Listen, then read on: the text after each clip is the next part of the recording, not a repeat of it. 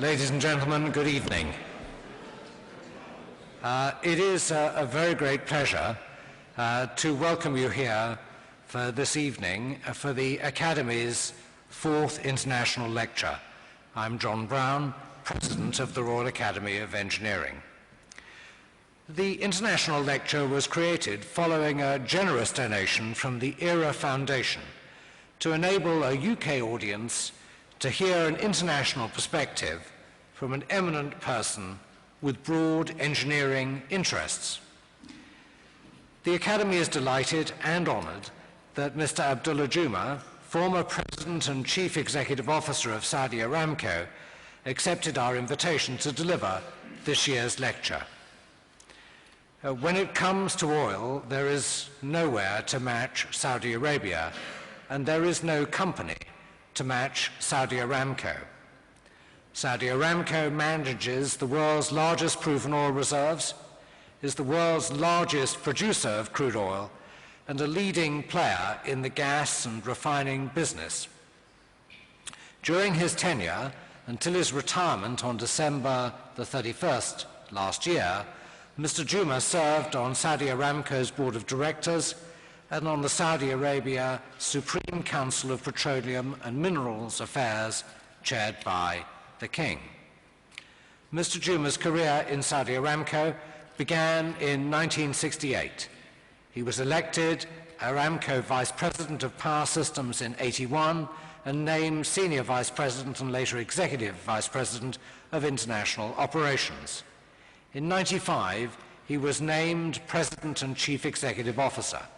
After taking the helm of Saudi Aramco, Mr. Jum'ah led the far-reaching expansion of its oil and gas businesses and continued transforming the company into a fully integrated international oil and gas enterprise.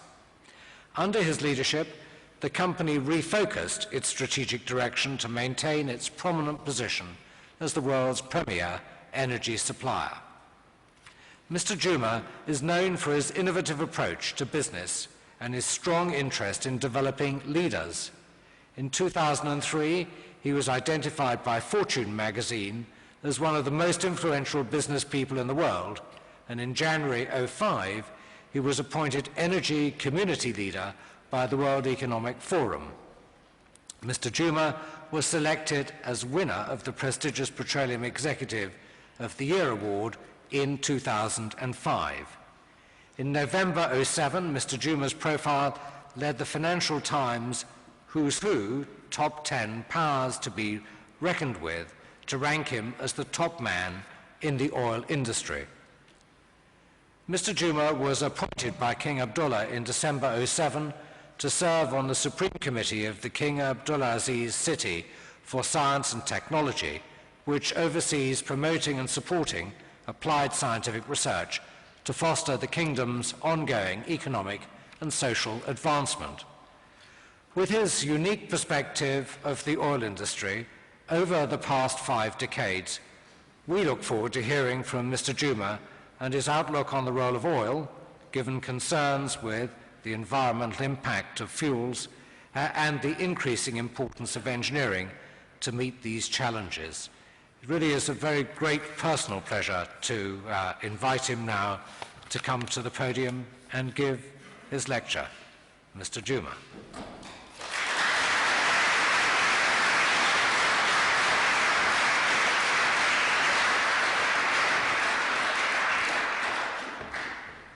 Thank you.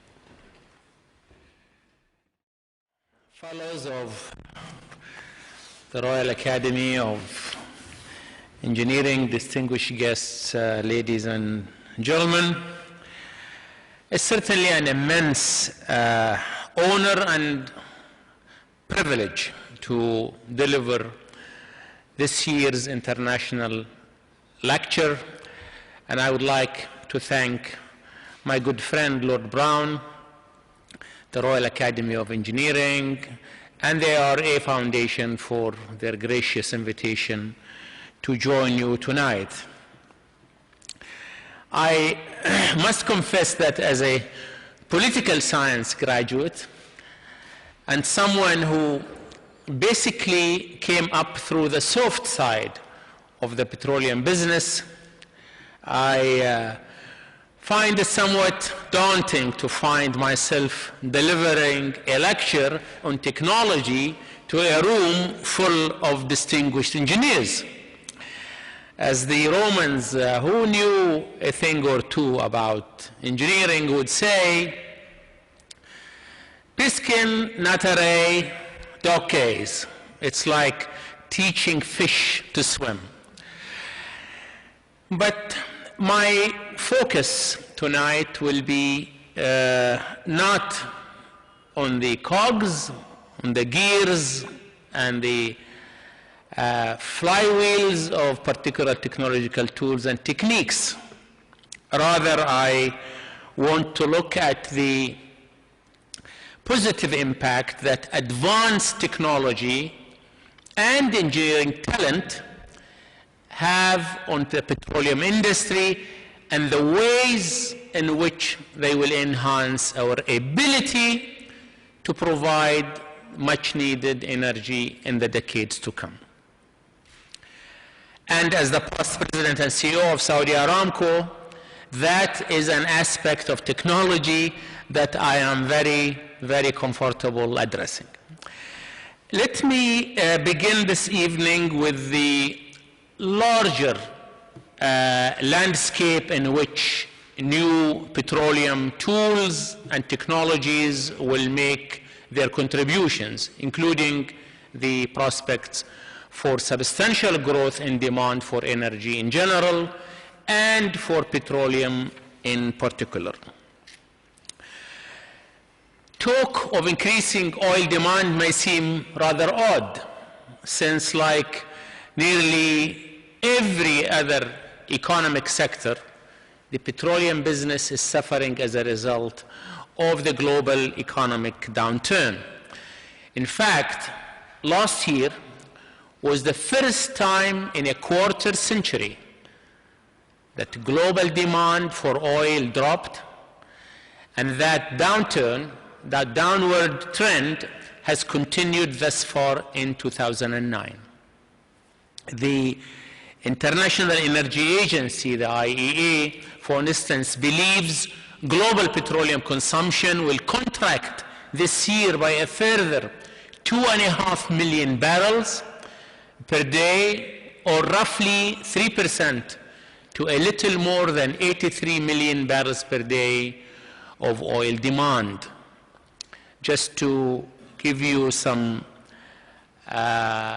sense of the scale, that 3% contraction is roughly equivalent to the production of Venezuela, Nigeria, or Kuwait.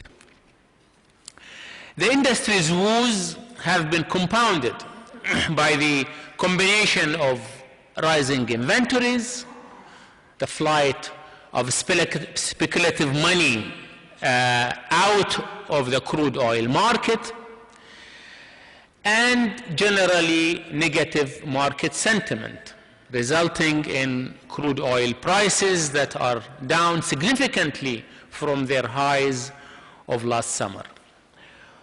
For the next few years, worries about the security of demand are likely to be of greater concern to the industry than security of supply. And yet, the long-term drivers of energy and oil demand growth remain intact, notwithstanding the current economic crisis and its impact on short-term energy consumption. Just as the weather outside our window at any given moment tells us relatively little about the long-term trends in the climate, it would be a mistake to look at today's energy demand picture and as an indicator of long-term conditions. Instead, we need to consider two fundamental drivers of increased energy demand, neither of which is likely to be reversed by an economic downturn, even of the scale and scope of the current crisis. The first of these trends is global population growth. Today, we share the planet with some 6.7 other human beings, but that number is expected to hit 9 billion by the middle of the century. Those new additions will have new homes to build, and light, and heat, and cool, added economic and leisure activities to undertake, and additional journeys both near and far to make, all of which translate into an increased demand for energy and petroleum. The second trend is the economic growth and rising living standards that will be manifested in developing nations. The current economic crises may have showed their rush to prosperity, yet countries like China and India continue to grow at rates that would be the envy of the developed world, even in economic good times.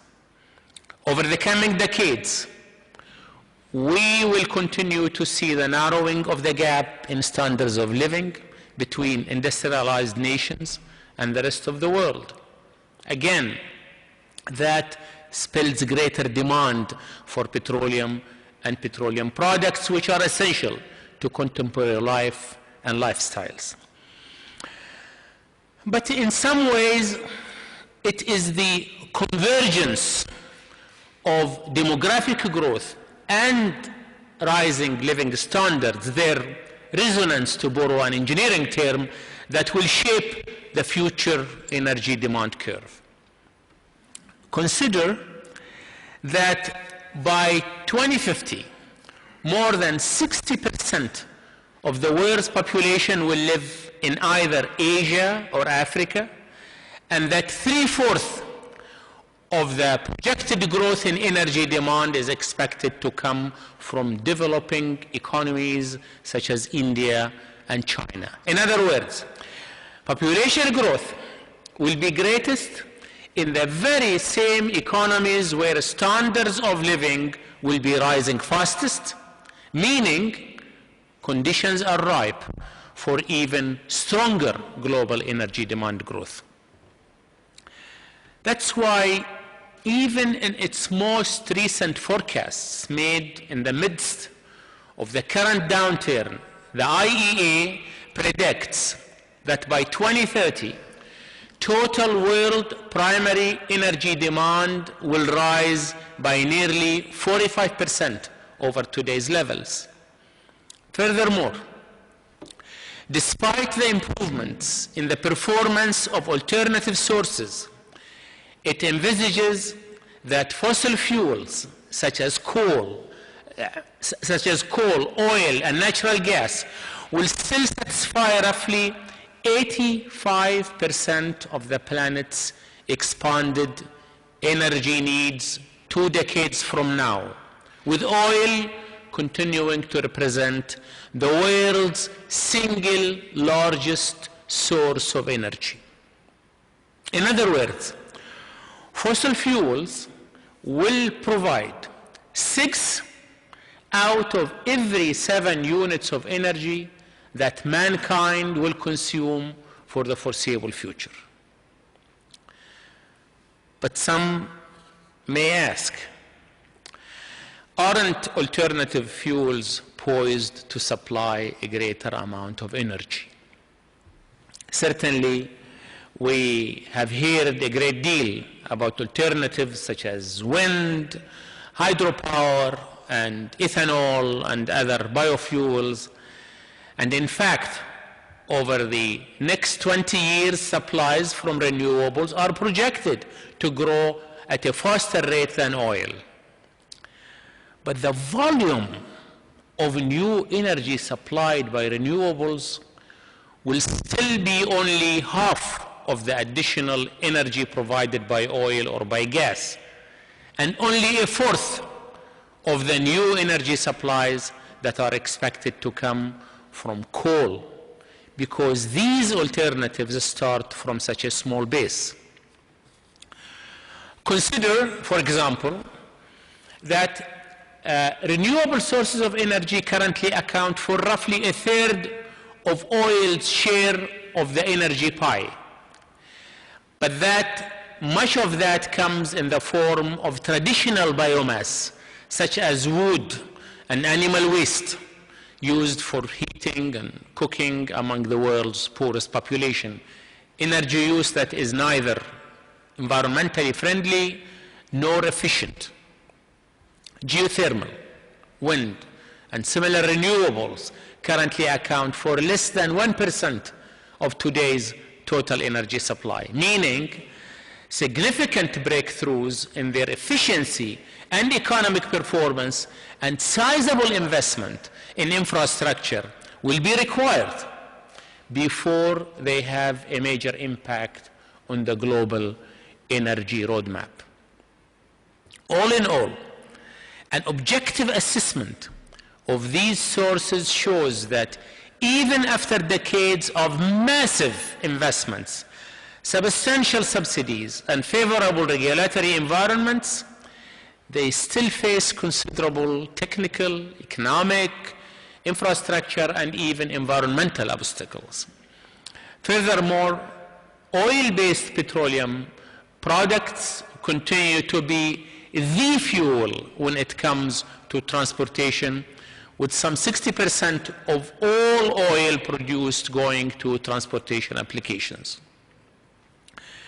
Given lifestyles in developed nations like the United Kingdom, the United States, and other OECD economies, and rising living standards in the developing world, the planet's growing population will be increasingly mobile, and the cars, trucks, buses, planes, and the ships people will use to move themselves and their goods and products will run almost entirely upon petroleum.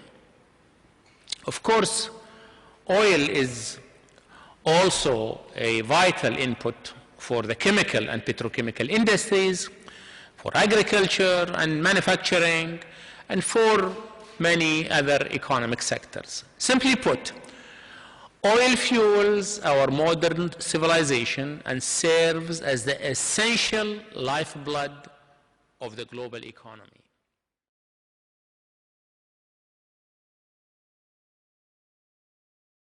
Because of these realities, the IEA, International Energy Agency, predicts that demand for oil will expand markedly over the next 2 decades, from roughly 83 million barrels per day at present to 104 million barrels per day by 2030.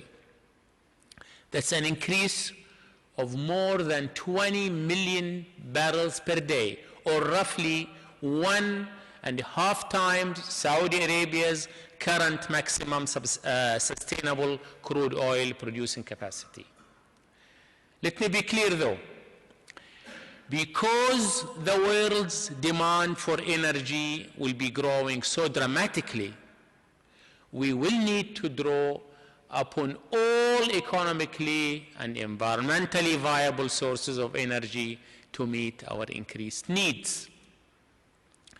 If you talk to the folks in the petroleum industry, and I believe John Brown will back me on this, you will find that they are not opposed to the development of alternatives and renewables, and that in the case of some of the major multinationals, they are themselves staking out positions among these alternative energy sources.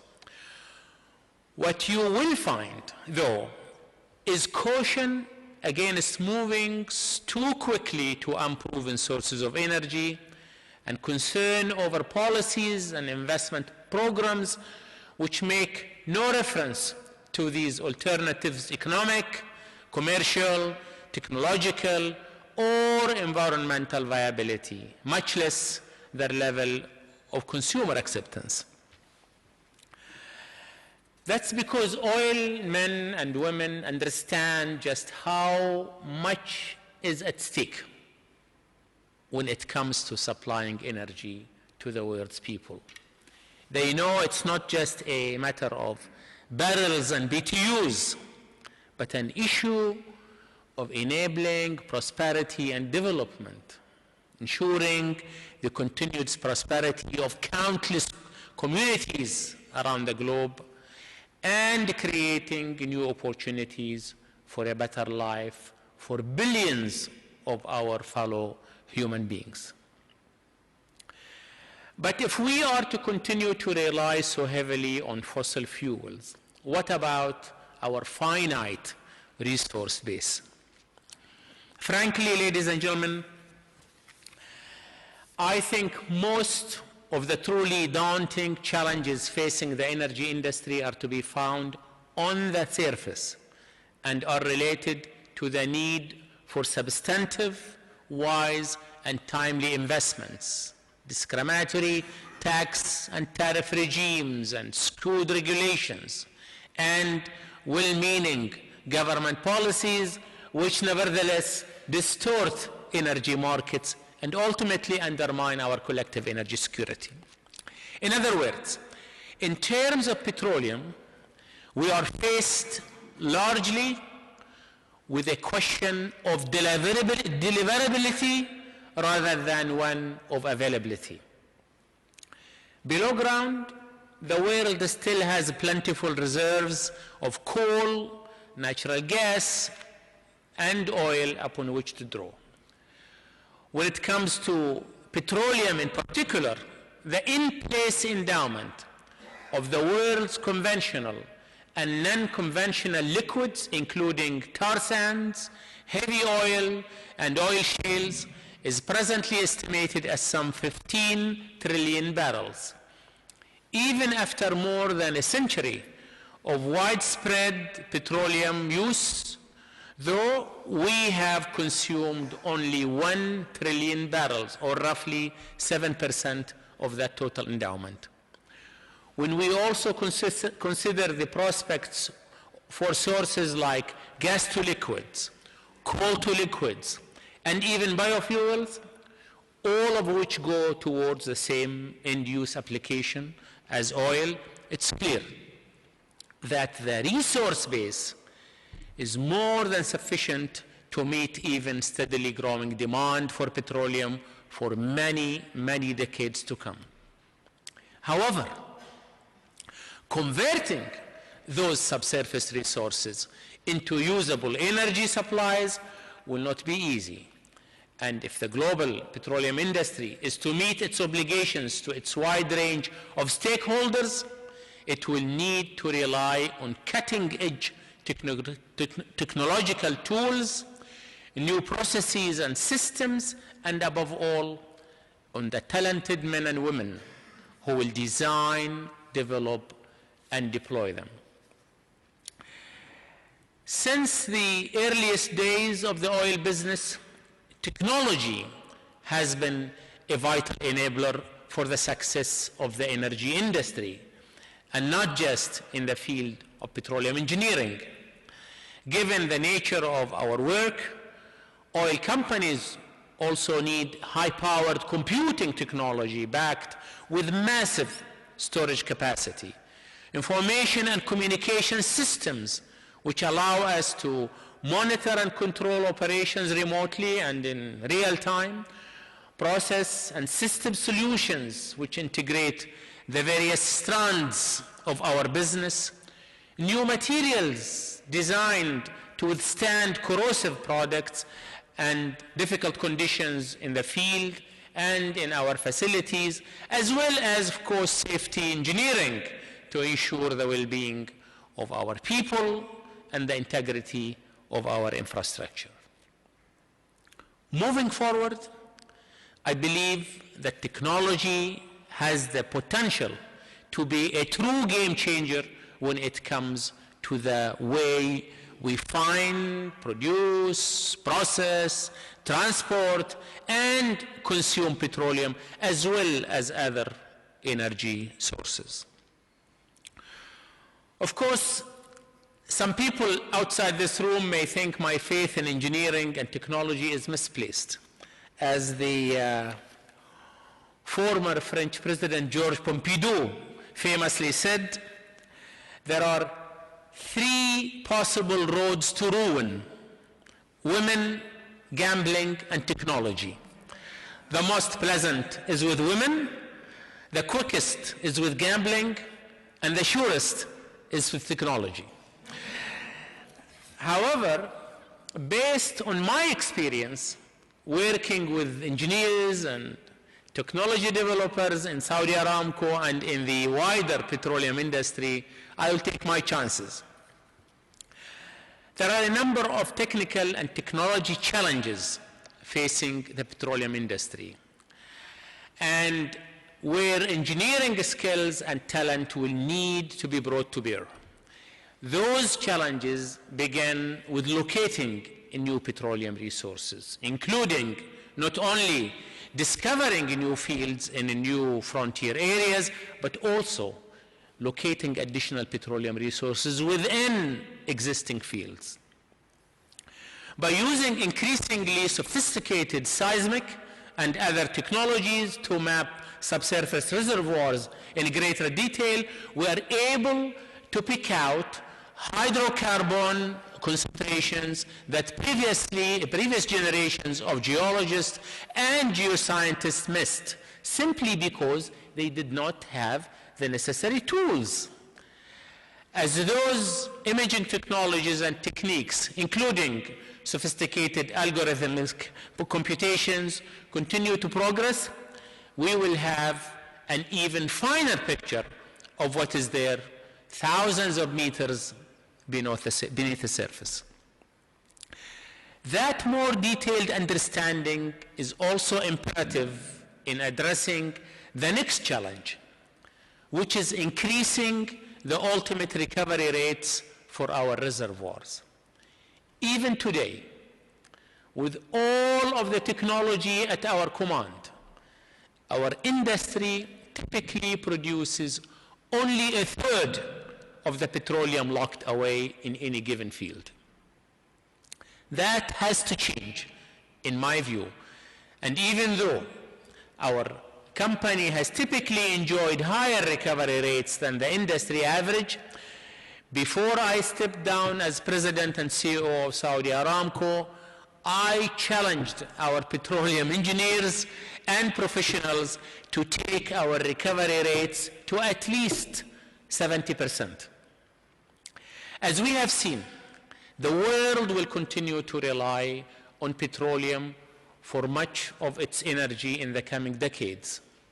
And the petroleum sector needs to convert more of its in-place resources to readily available supplies. The role of the engineer will be increasingly critical in achieving that mission, because in general, the industry will be producing from more challenging reservoirs which contain more challenging types of oil. It's a paradox, actually, that in some cases the job has become more complex because engineers have been so successful. For example, Saudi Aramco's upstream engineers identified areas of higher porosity in some of our producing fields, which means that oil travels more easily through some channels in the rock than in others. As a result, we have to map our production strategies very carefully to ensure that slower moving hydrocarbons are not left behind over time, and that means a more complex engineering challenge. Elsewhere, companies are looking at opportunities in deep offshore or Arctic areas, are using enhanced recovery techniques to produce conventional heavy oil, or are exploring the possibility offered by shales and tar sands. Many of these unconventional oil resources pose unique environmental protection challenges, which also call for engineering solutions. Regardless of the location or type of oil, or the upstream production activities needed to convert in situ to convert those in situ resources into supplies, we need to produce petroleum in a more efficient and more environmentally friendly manner. That challenge also extends to developing cleaner end-use technologies and to ensuring that we unlock the promise of energy supplies with due attention to our stewardship of the environment. Many of my Saudi Aramco colleagues looked at this as a hardware and software challenge. More efficient vehicles and the next generation of engines that will power them constitute the hardware element of the equation, while cleaner burning and more efficient fuel formulations make up the software component. Companies throughout the industry, including both major multinationals and state-owned petroleum enterprises, are working hard on research and development programs designed to meet these challenges because they understand that energy and the environment are two inseparable sides of the same coin. Opting for economic growth and development without regard for their environmental consequences is untenable, as is adopting environmental protection measures which undermine human well-being and prosperity, particularly among the planet's poor.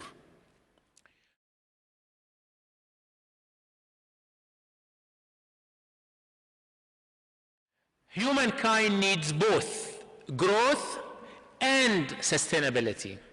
And while there are undoubtedly policy and public perception issues which must be addressed, I, for one, believe that engineering and the solutions they can provide will constitute an essential element in sustainable development. Ultimately, though, for all of its infrastructure and technology, the petroleum industry at its heart is still about people. In the forefront rank of the oil sector's human resource talent pool are engineers of one sort or another. But of course, as you know, not all engineers are created equal. What then separates the good from the poor, or the great from the good? When I was leading Saudi Aramco, my management team and I always felt that engineering capability starts with technical talent and an individual's abilities in his or her chosen field of engineering. Those sorts of capabilities are essential, and there is always a place for razor-sharp skills and encyclopedic technical knowledge. But we were also firmly convinced that good engineers also need to possess an adaptability to change and even an enthusiasm for continuous and fundamental transformation. The laws of physics are unlikely to change anytime soon, of course. But the way we develop and utilize technology never stands still. You don't need me to tell you that the pace of technological change continues to accelerate at an exponential rate, and that the complexity and sophistication of the technical tools and systems which we use today are far greater than those of just a few years ago, or that in turn they will be overtaken by the technologies of tomorrow. For example, the Apollo guidance computer used on the first manned mission to the moon utilized about 4 kilobytes of changeable memory. 40 years later, an iPhone which costs around 70 pounds in the high street, has more than 130 times as much RAM as was used to land the first lunar module on the Sea of Tranquility. And who knows what the computing, telecommunications, or personal entertainment technology will look like 10 or 20 years from now. Simply put, it is impossible to predict the future of technological innovation and development with any degree of accuracy. So we are best served by engineers who possess an appetite for continuous personal development and lifelong learning, wherever their careers, professional interest, or the ebb and flow of technological developments may take them or their organizations.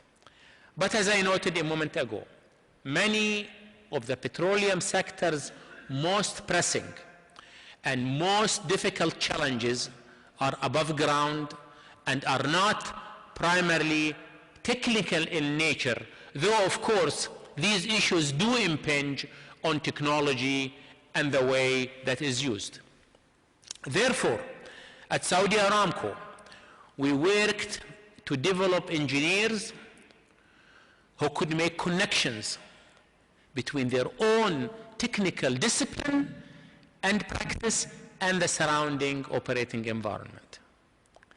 They needed to understand the relationship to the world of finance and economics, to display business acumen and possess an understanding of commercial considerations, to navigate the sometimes treacherous shoals of public policy and public opinion, and to interact fully with the stakeholders they serve and the communities in which they operate.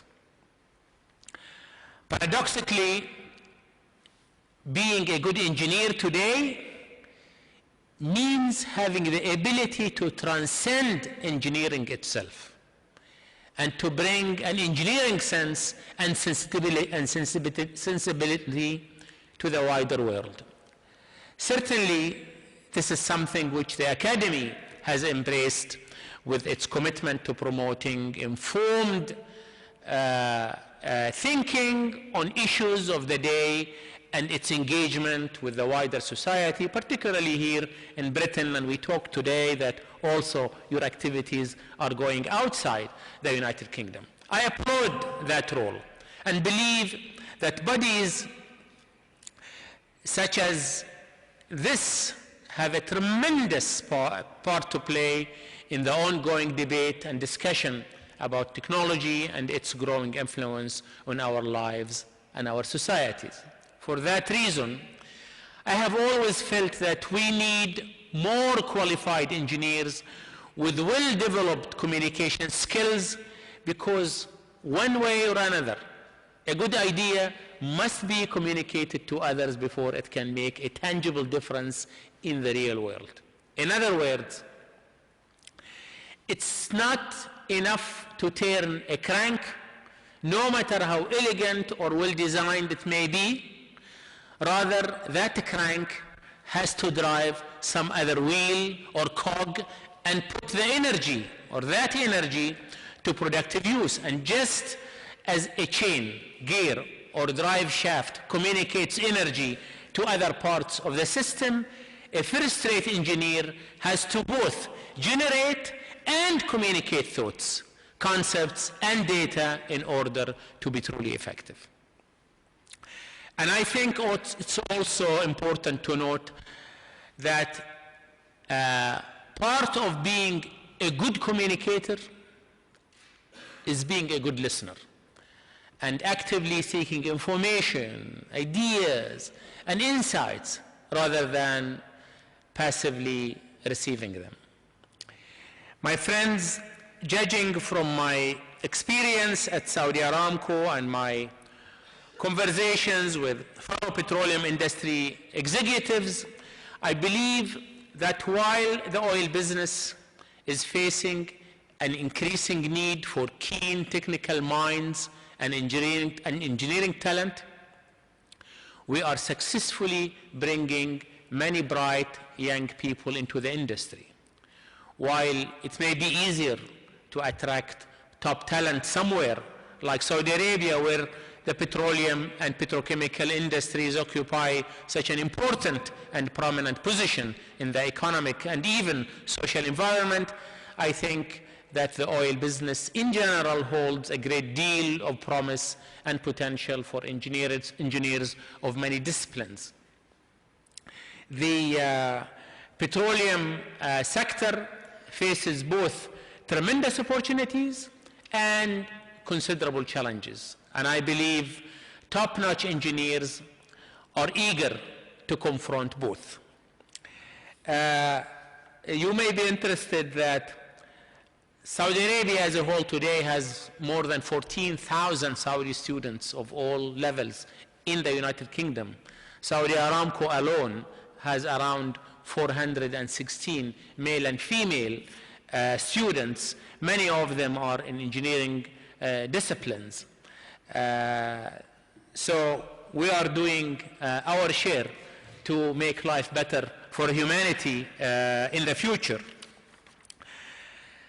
Ladies and gentlemen, earlier I quoted a skeptical French president who, like me, was the product of a liberal arts education.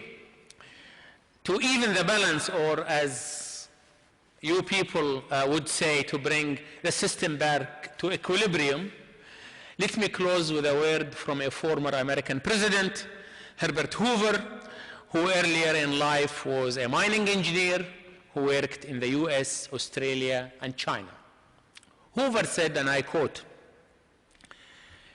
"To the engineer falls the job of clothing the bare bones of science with life, comfort, and hope. No doubt, as years go by, people forget which engineer did it, even if they ever knew. Or some politician puts his name on it. Or they credit it to some promoter who used other people's money with which to finance it. But the engineer himself looks back at the unending stream of goodness that flows from his successes with satisfaction that few professions may know. And the verdict of his fellow professionals is all the accolade he wants." Unquote. Such modesty has indeed been the rule among the engineers with whom I have had the privilege and pleasure of working. But let me take the opportunity tonight to add my accolades and appreciation for the efforts that engineers of all stripes and disciplines put forward, and for the contributions that you and your profession continue to make to our lives and our livelihood. Thank you very much.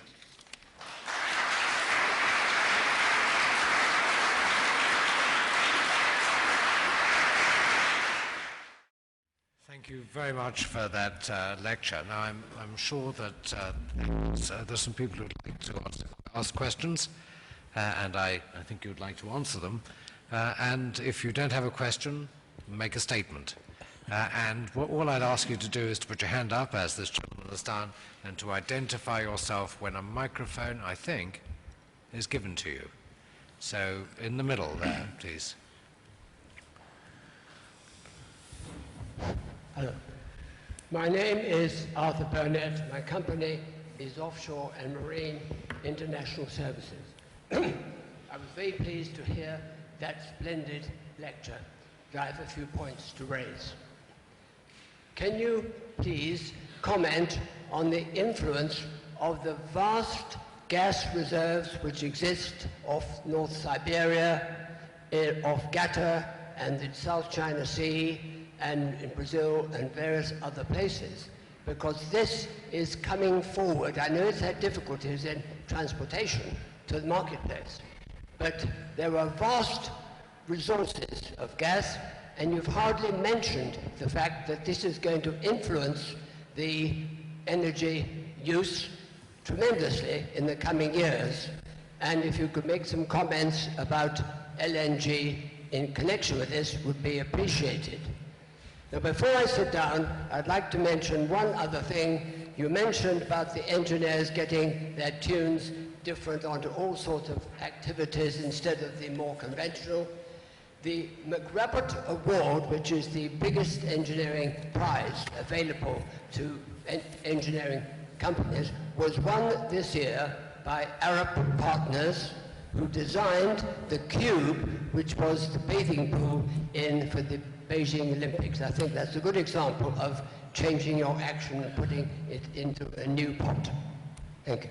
Thank you very much, Abdullah. Why don't you answer that, and then we'll take them one at a time. That was a good question for John Brown, actually. You know, but anyway, I did not mention those, but simply put, we need all sources of energy. Even if these resources are in difficult areas, they are going to come. Human ingenuity is limitless. And they are going to come.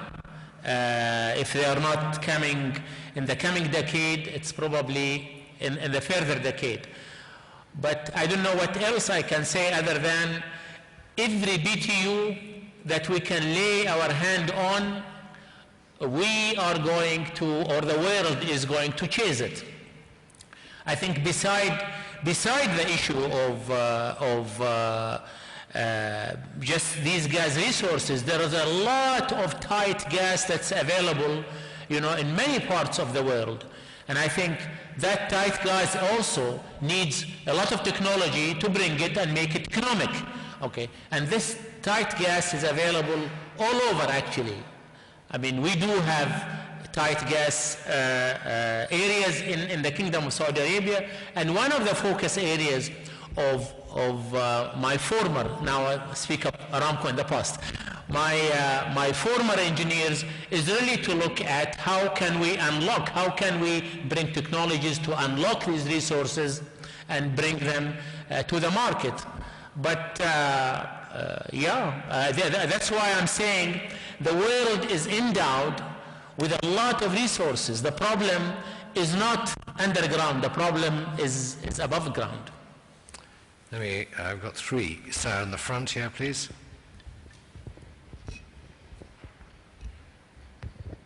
Hi there, Jonathan Leake. I'm the environment editor on the Sunday Times.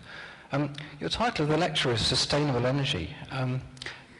You seem to have kind of redefined it. In Britain, sustainable energy is generally taken to mean low carbon energy, the kind of energy you get maybe from wind farms.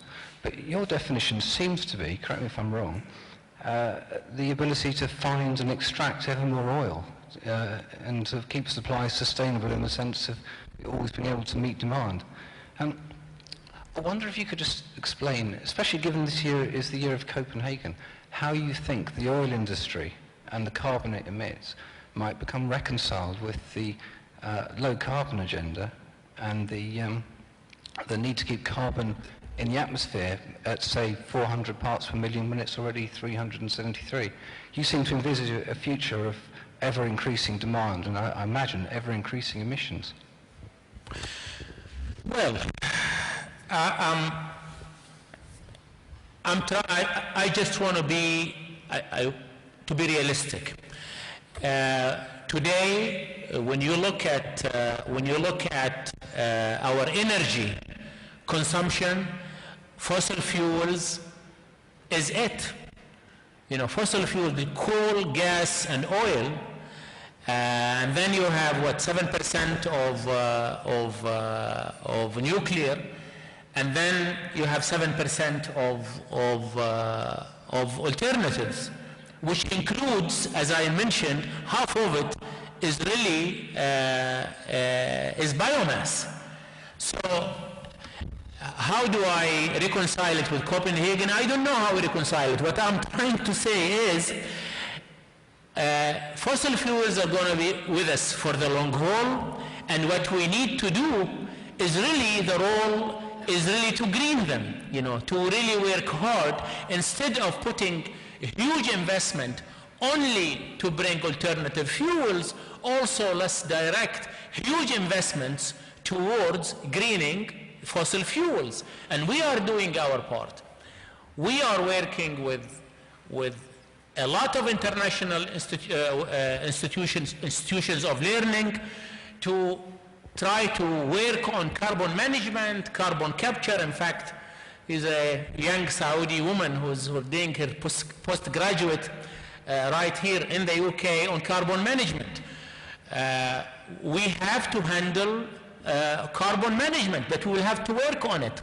It's not to shun oil today. We cannot sustain our life without hydrocarbons in the foreseeable future. So this is the paradox. It's not an either or. I think we have no choice but to use fossil fuels, but we will have to work hard to green them. In the meantime, we have to work on alternatives. But alternatives are not going to be a replacement of fossil fuels. They are going to be supplementary to given the demand picture that you are seeing. So. John Miles. I'm with Arup, the company that did the water cube. You made a very... Congratulations. Thank you. You made a very clear case about the potential for reserves to have an enormous life, and I think you made the point that we've consumed a very small amount of known reserves so far. But it seems to me that there's another issue, which is the rate of extraction. And with the recent lack of investment in new large oil finds, and with the potential for demand to go up quite rapidly in future, as you pointed out, it seems to me that we must be looking, at least in the short term, at a fairly serious shortfall, because we won't be able to pump the oil fast enough. And I just wondered if you might comment on your expectations of oil price and how long that shortfall might last before it's repaired, notwithstanding the temporary reduction in need at the moment.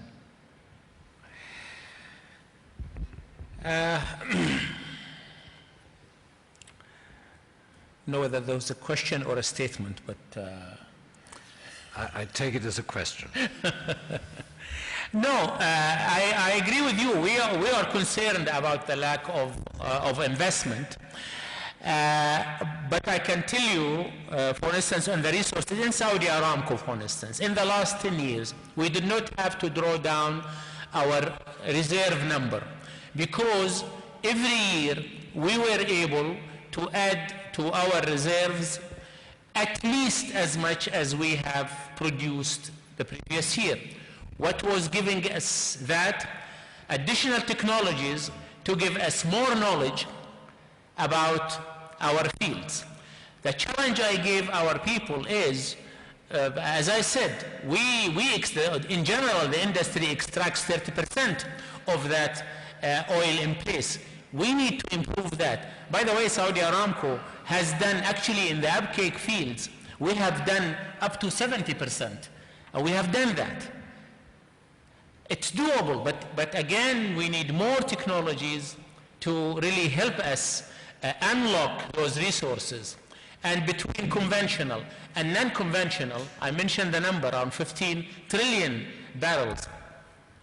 If the non-conventional, which is around 7 trillion barrels, if we can extract, if technology can give us the ability to extract something like between 10 to 15%, that's exactly equivalent to all the oil that the world has consumed from the dawn of the oil age.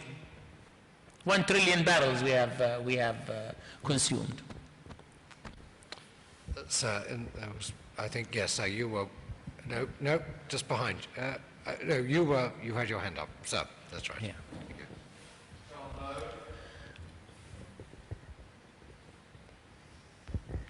John Lowe, a member of the Institution of Mechanical Engineers. Background is Ford Motor Company and heavy industry in the oil production scenario. I'm not sure that I agree completely with the scenario that you've projected, and I was indeed going to also question the effect of a continued pattern of development along the historical lines, but that point's been partly mentioned by the second question that you took, and I would characterize your reply by saying you're talking about the availability of supplies and the ability to make them available for humans' use. However, I think that it's possible that will move in here. I don't necessarily see that population growth will rise to 9 billion, since I think that there are other pressures on resources that may give us some very nasty shocks in the future. That brings me to the point I want to make, that you spoke about the shortage of engineers and the need for engineers to think beyond the box, not just technical solutions. I totally agree with you there. The work that I currently do is to promote science, technology, engineering, mathematics to young people through various media. I suggest that there's still room to do more on that, not just in the UK, but internationally. Whether your scenario is right, that we can return to the supply having a long future, or the alternative, that we're going to be limited by climate, resource limits, war, pestilence, whether the bad scenario applies, we have to educate more engineers and technicians. Would you please comment on how Saudi Aramco, and I know that BP certainly have been playing their role in this, how Saudi Aramco will help us in the world community to step up to that challenge?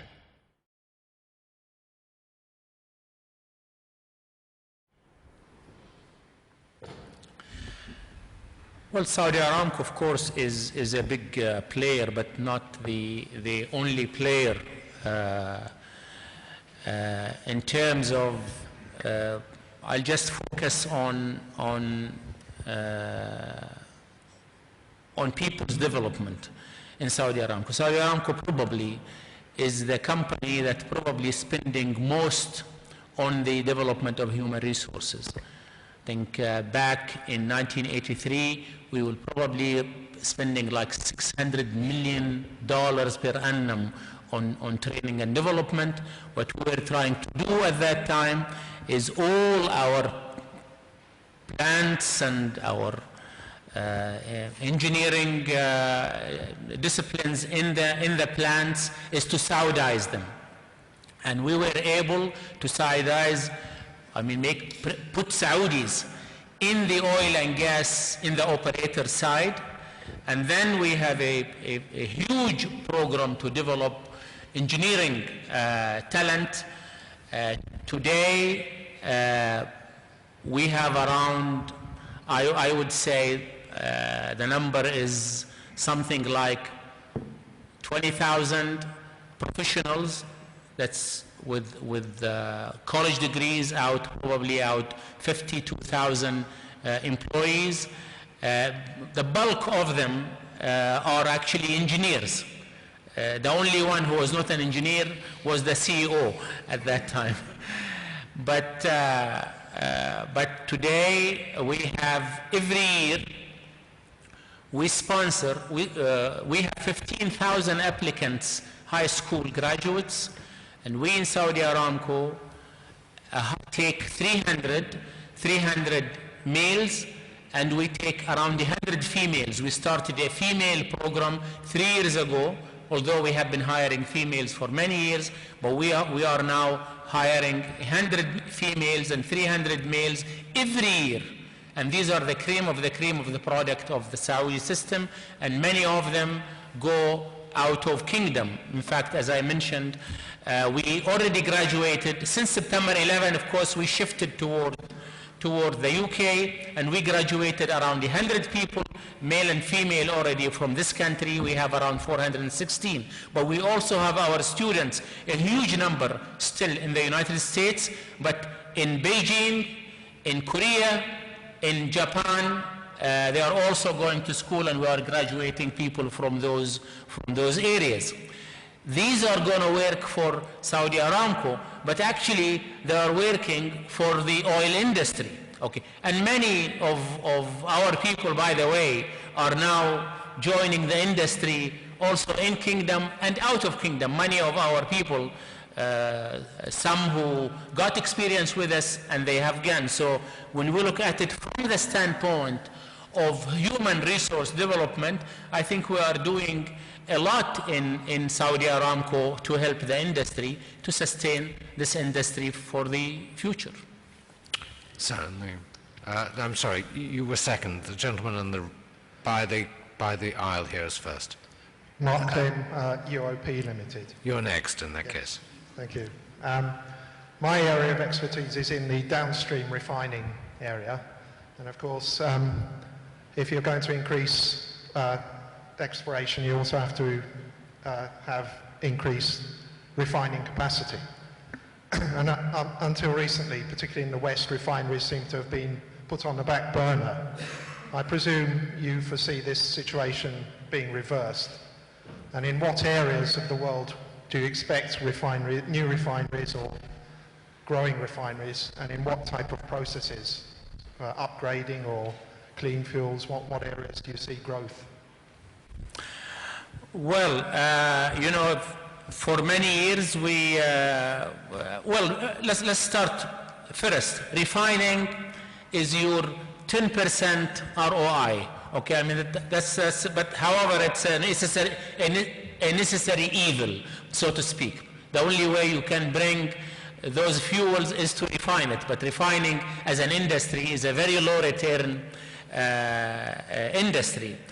And for many years there was no more. There is a lot of refining in the world, you know, and we have shut. I think the shut refining in Europe and all over is a tremendous number. Is really what type of refining? Because today there is a requirement for cleaner fuels, you know, different also crudes that are available in the market. In Saudi Arabia, we moved back, you know, into refining. We have not. We are a big refiner in Saudi Arabia. We are refining roughly 2 million barrels today. But we are putting, Saudi Aramco today is putting 2 new refineries, 400,000 barrels per day. One in the Arabian Gulf with Total, and one with ConocoPhillips on the other side. These are going to. They are going to process the Manifa Arabian Heavy, which is going to be producing 900,000 barrels per day, split between the two refineries. I think we see there is a lot of refineries coming in India. There is a lot of upgrades. We are upgrading our own refineries, and everyone else is upgrading. The economics of upgrading is, of course, much better than grassroots refining. But I think the growth area is going to be in Asia, you know, and this is where you are going to see additional refining. And we also, Saudi Aramco, also with Shell, you know, we doubled the size of our refinery in Port Arthur in Texas, and today, I mean, in a couple of years, this is going to be the biggest refinery in the United States of America. So also America does have more market for additional refining. But yeah, it's going to be upgrades is of course your first choice, and then grassroots but very complex refineries, and therefore the cost is becoming horrendous, because you know we have to also deal with the environmental aspects of crude oil and products, and therefore the cost is. But some of these refineries that we built many years ago at 3 billion and 4 billion, now they are running in excess of $10 billion. Sir, you've spoken very eloquently about... What is your name, Oh, please? sorry, Nicholas Beale from SciTech. So you've spoken very eloquently about the need for greening technology, and I think perhaps we could agree that in the medium term at least, the limiting factor on petroleum consumption is going to be that for every 1 million barrels that you consume, somebody's going to have to capture at least 1,000,001 barrels of carbon one way or another. But there's a severe problem of incentives. And I wonder if you could address how, in your view, this sort of free rider incentive problem that we have can be dealt with. Well, I'm really not the expert, and we talked, John and I, about this this afternoon, and I didn't comment when I was talking to him. I say, really, this is a very complex issue, and you know, as an operator, what I would like to see is, of course, on our part, we are doing a lot. The country is doing a lot in Saudi Arabia, and Saudi Aramco itself is doing a lot. It's going to cost a lot. At the end of the day, somebody will have to pay for it, and it's the consumer. At the end of the day, it's going to be the consumer that is going to pay for it anyway. That's the only way you do that. But you know, this is a complex issue, and I'm really not the expert. And in Arabic we say, blessed is the man who can say, I don't know. Thank you. The gentleman in the white shirt here. Yes, my name is Peter Broughton. I work for a small firm of consultants, Peter Frankel's, and I spent most of my life in the oil industry working for American operating oil companies. I think what you gave tonight, for me, was a ray of hope, actually, and encouragement.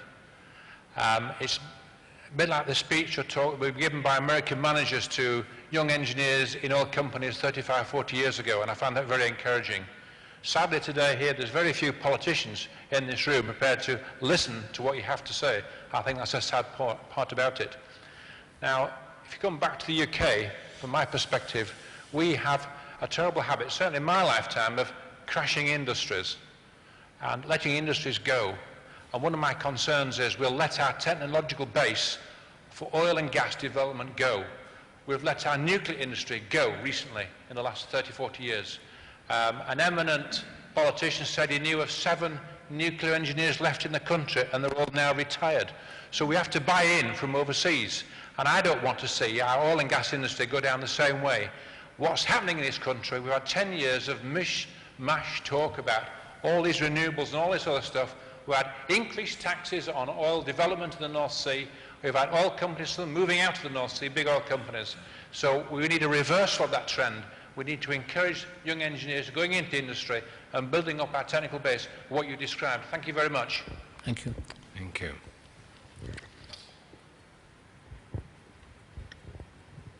Comment?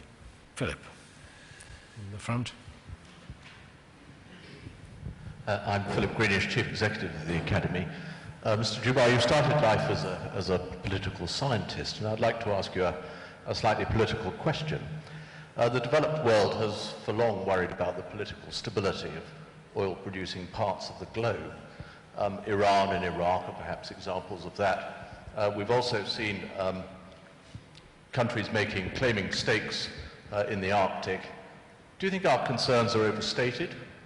How do you see, as demand rises, how do you see stability being maintained? I'm a pseudo-engineer. I'm not a politician. I'm not quite an engineer. No, really, I can't comment on political. Yes, I had political science education, but I have been acculturated by the engineering environment of the company. You know, the conflicts are a way of life for us. This is not new, and conflicts and geopolitical problems are not just the privy of the oil-producing nations, or it's all over the world. You know, we see it whether you have resources or you don't have resources. Unfortunately, the history of humanity is a history of conflict. But you know, normally conflicts get resolved after all. You know, I mean, if you have, you know, Iraq is out of the market for quite some time. That geopolitical reality had its toll on the oil price. I think the saber rattling that we have seen, and we hope it continues to be saber rattling, although it has abated with Iran, hopefully will abate. But I think under very difficult circumstances, energy has flowed anyway. You know, I mean, yes, you had interruptions here and there, but the interruptions in energy have been rather of short period of time rather than long period of time, and therefore I'm not worried about. I'm worried about conflicts, but I'm not worried that one way or another that energy is going to flow to the market anyway.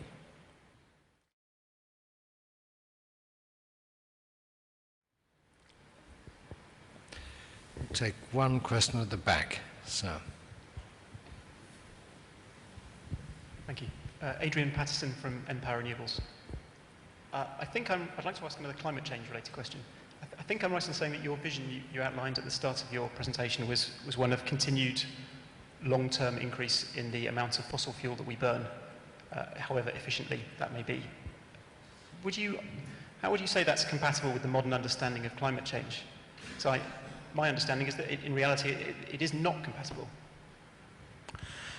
One, as you see, I mentioned the IEA, the International Energy Agency, which represents basically the OECD countries. Okay, so the agency that represents the industrialized world that are also going to be in Copenhagen and so on is telling us that fossil fuels are going to be us for the long haul. So this is not what I'm saying. As a realist, I say that's a possible picture because the alternatives are not there. You know, the problem with the alternative fuels, if you may, is that political rhetoric has caused many people to believe that there is an energy solution other than fossil fuels that is around the corner. I have spoken at Harvard University, I have spoken at MIT, I have spoken at Stanford University, and I was amazed at the degree of ignorance of some of the people who should be intelligent, people who truly think and believe that there is alternative fuels and ethanol are the panacea to our energy problem. All I'm saying is let's be realistic. There are no alternatives today. There are alternatives, but they are really giving us very limited. I'll just give you an example. In 2008, the world was consuming 240 million barrels of oil and oil equivalents per day in 24 hours. So the hour and a half we would be sitting in this room, the world has consumed in excess of 10 million barrels of oil and oil equivalents. Okay. The alternative fuels, if you take as ethanol, is really minutes of consumption of the world. So this is all I'm saying is we have to be realistic. I realize and I believe that carbon management has to be done. Carbon has to be sequestered or something done about it. It has an effect whether the jury is in or out on the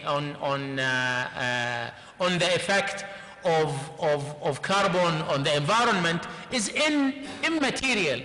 In Saudi Aramco, 4 years ago, we brought experts from all over the world, and we convened the first conference in our part of the world to bring awareness to the public about carbon management and the need for environmental protection. There is a lot of interest on our part. So we brought people from all over the world. We convened the conference to tell people, listen, this is a problem. We have to handle it. We have to work on it. It's not as though we are like ostriches, you know, putting our heads under the sand, but we are trying to be realistic. Today, the base of the world economy, the base of our way of life, the base of your children going to school, my children going to school, the material we wear, the cars that take us, the planes that take us, it is hydrocarbons and fossil fuels. It's just being realistic. That's what I'm trying to say. Is it a problem? It is a problem.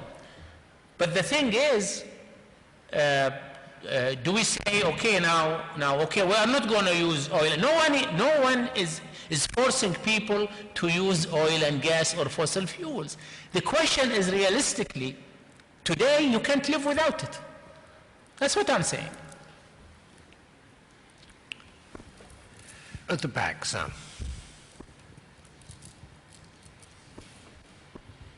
Hi, my name's Marko Ćosić. I work for a bit of a left field company developing gigawatt scale wind power. But I could just as well work for a giant solar thermal company or a fast breeder nuclear reactor company. I'm interested in synthetic hydrocarbons.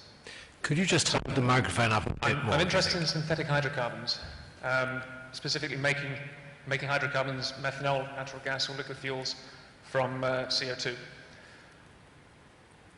Much as I'd like the ostrich, I think I agree with everything you've said, but I'd still like to avoid digging oil out the ground. I'd like to close the carbon cycle by converting it back into a fuel again using some other energy source. What price point do you think you can give me in between 2030 and 2050? And how much, what is the R&D budget of the oil firms for going beyond the 20 to 40 year future and into 50, 70 year future?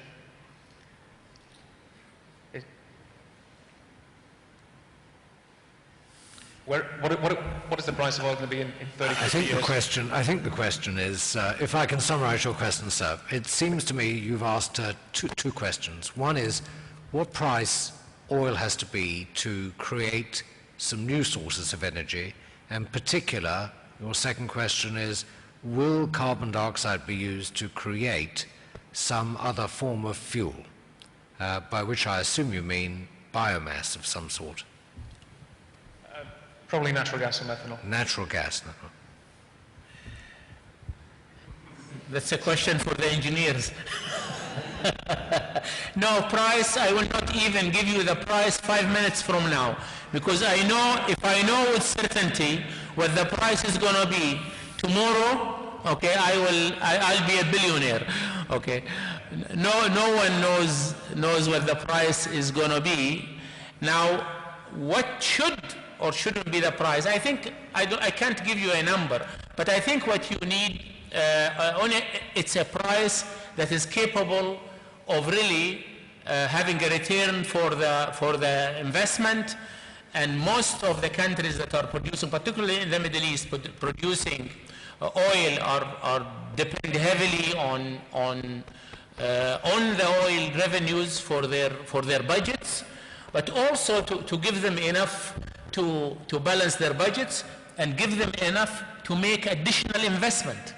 Saudi Arabia made a commitment, and in fact I had a mandate when I was CEO of Saudi Aramco for Saudi Aramco to continue to keep between 1.5 to 2 million barrels of extra capacity all the time, so that the world can't see a hiccup when there is a problem like Iraq or Venezuela, and we have used that capacity during these problems. Today, Saudi Arabia probably has an excess of 3.5 million barrels of extra capacity available. So, but I want to I'm not going to comment. The other question, I really can't comment on it. But I would like to mention something very interesting, that there is a lot of emphasis also in Saudi Arabia and Saudi Aramco on alternative fuels. For instance, King Abdallah University for Science of Technology, KAUST, that is going to open its doors. This is a graduate university on the red coast of Saudi Arabia. One of its major activities is going to be solar energy. So there will be a great concentration on solar energy. You may have seen the 60 Minutes interview with myself and the Minister of Petroleum of Saudi Arabia, where he said we are today a major exporters of oil. In the future we will be a major exporters of electricity, because of his belief that there is a lot of work that's going to be done on solar energy. And I have always said that the country that has the biggest reserves of sun rays in the world is Saudi Arabia. So we have oil and solar energy. And on that note, thank you. Let me, before we thank you, say first thank you very much for coming here, giving this lecture and answering the questions. The good things about lectures are, of course, is that we don't all have to agree with everything which has been said. And I think that's very important in a lecture. But one thing we do go away with is a great clear message from Abdallah Jum'ah, which is there's probably no limit to the amount of oil that can be produced, and that technology continues to make it possible to produce more. So it clears up one uncertainty perhaps in our minds on supply. But I would guess that when it comes to the supply of energy, the uncertainties are not on the supply side. We know there's a tremendous amount of sun incident upon the earth. We know that there's an awful lot of material that can be converted into biofuel. There's plenty amount of wind. There's an enormous amount of geothermal. There is a lot of coal. There's a lot of oil. There's a lot of gas. So the supply side seems to be not that uncertain. What is uncertain, and I do think it's the uncertainty which creates the debate which will carry on, hopefully for not forever, is the question of who will demand what, and on what basis will it be demanded. What will be included in the price of energy, and how will that develop our tastes for what we demand, what fuel we demand, how much we demand, and when we demand it. And that's something that can only be resolved, I think, between nations and within nations, and perhaps the start of that journey, but certainly I don't think the end of it will be in Copenhagen this year. Ladies and gentlemen, thank you for coming. We should thank Mr. Jum'ah for his lecture. Thank you.